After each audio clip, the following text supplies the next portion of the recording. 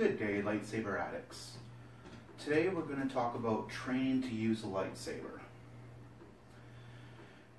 One of the first questions you pretty much get is, how do you train for one? How do you train to use a sword in general?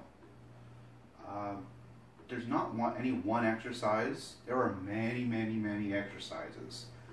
When I tried looking online a while back, I didn't find too much info. I found some, and then I just kind of put together my own exercises, stretches, and this works for me.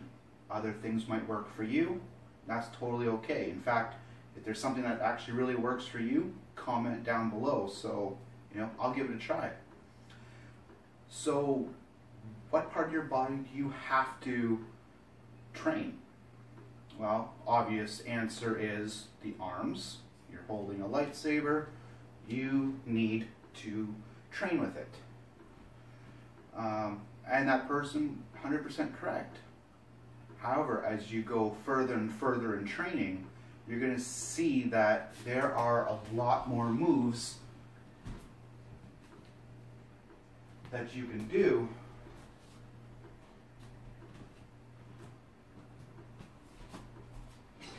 which makes you realize you got to train your whole body.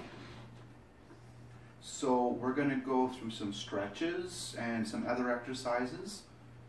And again, if it works for you, great. If something else works, let me know. Alright, so let's get started. We're going to work from the top to the bottom, and I highly suggest stretching. Just a little bit of stretching. Your head. Stretch side to side. Sometimes you'll look very quick when you're using a saber, and you don't want to pull any muscles here.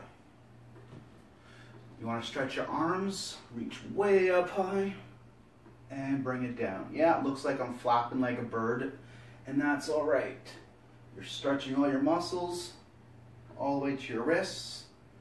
Do it this way also, and this way. I'd say 5 to 10 of each would be suffice, but again, go with what you think would be good for you.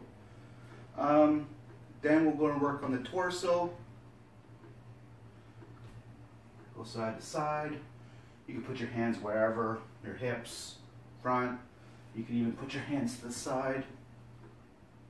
And you're basically just stretching all along here, because there will be moves where you have to turn your whole body, and that, of course, will help. Then your legs. Stretch your legs out, touch your toes. You want to go to a wall and stretch your calves. Do that as much time as you like, just to get all, get everything all nice and loose. Now, I like to use a weight. This is a 5-pound weight. You can use a 2-3 pound weight. I happen to like the 5-pound weight. And I usually start back here and do that as many times as you'd like. You don't want it to be hurting, but feeling a little bit of burn, that's good. And then whatever you do on one side, do on the other. So you just do that 30, 40, 100, if that's what you can do, go for it. Just don't hurt yourself. You don't need to go fast. When you are doing choreography or dueling, you need endurance, so just keep doing it as much as you need to. Another one that I like to do is just from the sides, up and down. Again, do it as much as you want. And then again, to the side, on this side. You can do it to the front. And then, again, switch to the other arm. Now, of course, you can do push-ups for your arms also. I do that also. That's awesome. You can do curl-ups. It might take you quite a bit to do curl-ups with a small weight, but you know, do 50, do 100, and then stop. Go move on to something else.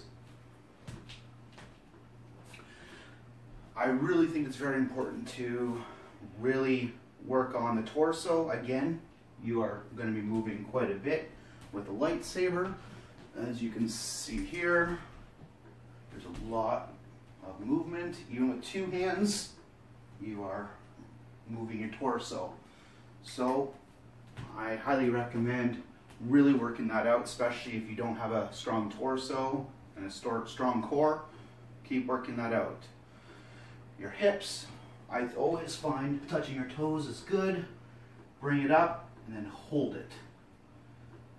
Strengthen your lower back and in the back of your thighs. Do that as long as you need to. You can work on strength on your legs, which they call horse stance. Square, almost like you're sitting, and try and hold that, whether it's 5 seconds, 10 seconds, whatever you're comfortable with, and then come out of it. One thing that I really noticed a lot was that when you're doing lightsaber stuff, you need balance. It's very, very, very important. There's a lot of moves where you're going to be just on one foot, especially with dueling, I find, in Form 2. Trying to get in close and get in fast, you can easily lose balance on one foot. So I highly recommend using one foot, stand as long as you can. When you get comfortable with that, you know, you can do bends, you know, do some movement. You can even try and touch your toes. Whatever you need to strengthen your knees and your ankles. And then of course you do that to the other side also. Just hold it. And this will start strengthening everything by your knees, your ankles, all parts of your leg. And then one of the final part that would be good for your legs and feet / ankles is going on your tippy toes. Why? Well, if you do it enough times, you're going to really feel it in your calf. This will help with jumping. It'll help when you actually need to go on your toes, or if you overextend yourself, you can come back a little bit easier. And actually a lot of runners do this because it's really good for the muscles to start running. So you actually get a lot of benefits from going on one foot and the other. So that's the basics of how I started doing exercises to train to use a lightsaber. If you have any more exercises that worked for you, again, feel free to comment. If any of this helped you, feel free to leave a comment also. I'd love to hear how you are getting along with training to use a lightsaber. So thank you again. Please like and share the video. Have a good day.